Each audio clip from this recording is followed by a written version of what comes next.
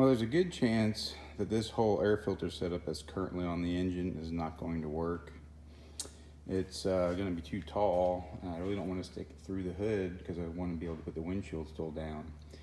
So we're going to go ahead and take it off, and I have another air cleaner set up off of a third gen Camaro that might be quite a bit lower, but we're going to find out. That might be about as low as we're going to get.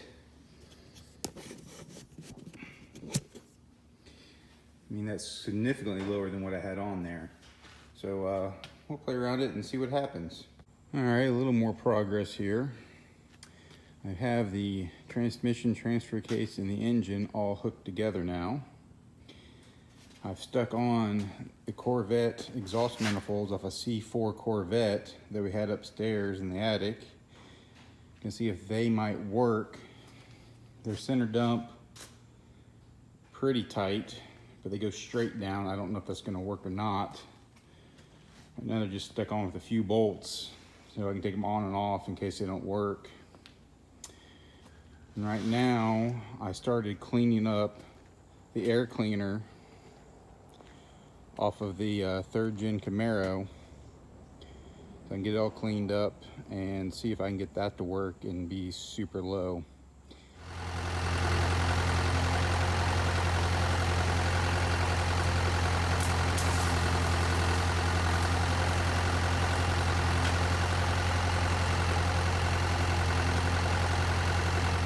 This is the spindle off my narrow track Dana 30 I plan to use. It's been sitting outside in the weather, no hub on it. So we're gonna try to clean it up with some emery cloth and see if it's salvageable. Otherwise, we're gonna have to look for another spindle. Well, the spindle cleaned up real nice on this Dana 30, good enough that it's gonna be usable. For some reason, this axle, it is an aero track. I've measured it like 3 times. Because it's kind of thrown me off because it has what they call a 5-bolt hub on it for the locking hub instead of a 6-bolt. Everybody on the internet claims that all narrow tracks had 6-bolt hubs. So I've come to the conclusion that somebody has changed the knuckles on this front axle for disc brakes or something, because it has the newer style knuckle that has the bolt-on caliper brackets like would be on a wide track axle, and has a 5-bolt hub. But I went ahead and ordered off eBay a couple of used 6-bolt hubs so I can use the 6-bolt style locking hub. And then I need to get bearings and rotors so I can put this thing together to be able to mock it up and get everything going. Probably should put ball joints in it too. It's missing the nuts off the ball joints already. I think it has 354 gears in it. I mean, that's with me guessing by turning the pinion and counting the axle turning. And that's not gonna work. I'm gonna want at least 410s, I think. But that's where we are on the Dana 30. I got the other air cleaner all cleaned up and installed.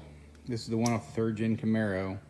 It is a dual snorkel air cleaner, which I guess is semi-rare. I don't know. This is about as long as I'm gonna be able to go. The injector pods are almost touching the top of the actual lid. I had to make a new hold down stud out of some 1/4 rod, which amazed me that the thread in the TBI was actually 1/4. I would have thought it was metric, but it is not. If I can run a taller air cleaner for some odd reason, I do have a lid off of a truck, which will be able to give me an air filter element that's probably at least an inch taller, but I don't see that actually happening. The Corvette exhaust manifolds, the more I look at them, I don't know how well they're gonna work.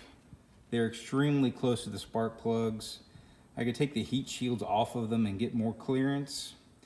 But I want to say the Corvettes had angle plugged heads, and that probably provided more clearance. I'm also not completely sold on them dumping straight down. I was upstairs earlier, and I actually found a set of block hugger headers that my dad or somebody bought probably 20 years ago for a project that never happened.